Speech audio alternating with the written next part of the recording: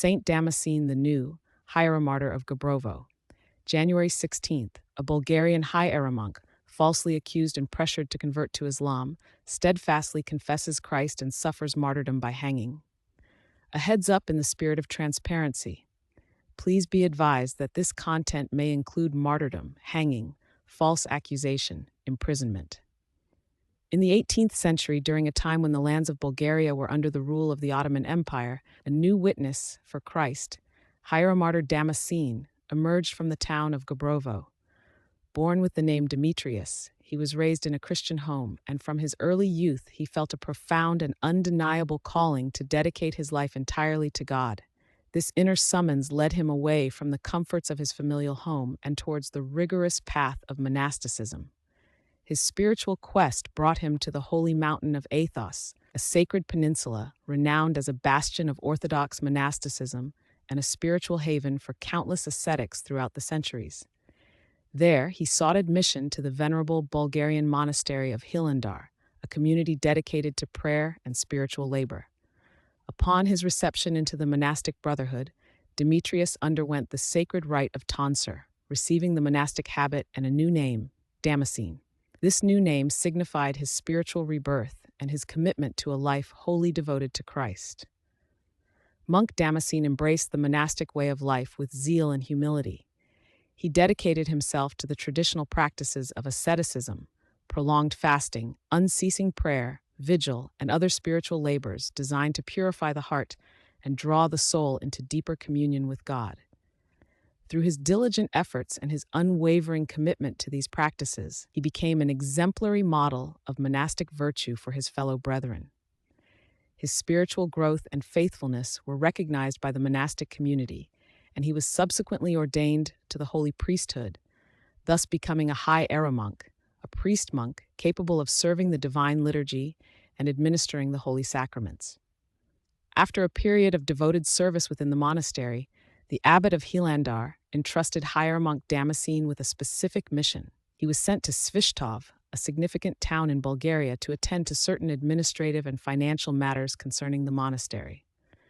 Upon his arrival in Svishtov, hieromonk Damascene found lodging in the home of a prominent Turkish official. During his stay, the official's wife, observing the hieromonk's devout conduct, his quiet piety, and the evident purity of his life, began to show him great respect. She recognized in him a man of God, whose presence brought a sense of spiritual peace. This respectful regard, however, did not go unnoticed by others in the Turkish community.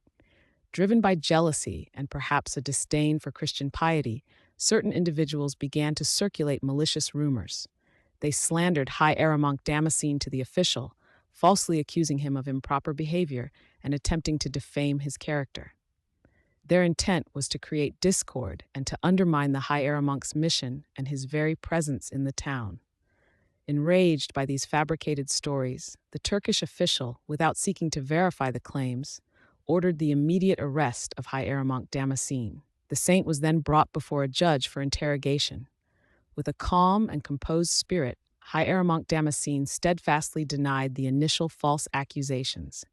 He spoke with truth and clarity, refuting the slander that had been leveled against him, demonstrating his innocence in the face of baseless charges. Seeing that their initial lies were failing to achieve their desired outcome, his accusers, unwilling to release their grip, changed their strategy. They presented a new, equally false charge.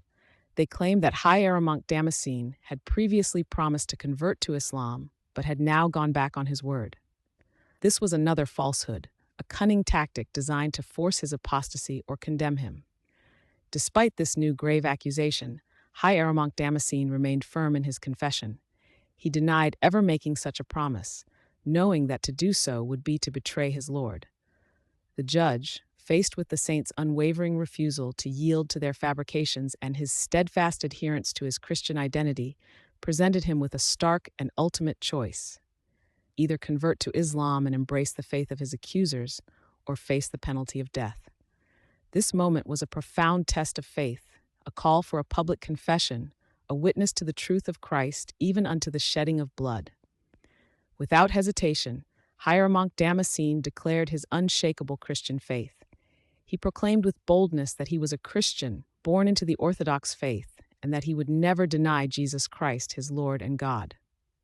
His words were clear, resolute, and filled with divine courage. I was born a Christian. I shall die a Christian. I worship and glorify our Lord Jesus Christ, and I spit upon your faith. This bold and uncompromising confession, made in the face of certain death, sealed his earthly fate. For his fidelity to Christ, he was condemned to death. On January 16, 1771, in the town of Svishtov, Hieromartyr Damascene was led to his execution. He endured the ultimate suffering, receiving martyrdom by hanging. Through this act, he received the incorruptible crown of witness for Christ, joining the multitude of martyrs who have glorified God through their sacrificial love. His death was not an end, but a glorious triumph, a testament to the power of faith over worldly threats and the fleeting nature of earthly life. Following his martyrdom, pious Christians in Svishtov, deeply moved by his courageous witness and his ultimate sacrifice, reverently took down his holy body. They buried it with honor and devotion at the Church of St. Peter and St. Paul in Svishtov, a place where the faithful could continue to venerate him. In the years that followed, the holy relics of Hieromartyr Damascene became a source of healing and miracles for those who approached them with sincere faith and prayer.